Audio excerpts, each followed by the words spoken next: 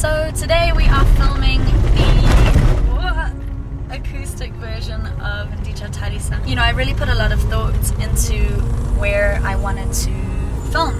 So I thought a lot about it and decided to go back to my old school, and we're going to film in the chapel where I used to sing in the chapel choir, and working with Spirit Praise. You know, I just thought to have a choir back in that space that means so much to me, with a song that means so much to me and has done so much for me in the past month or so, it made sense. So we're going back to school, back to my old school.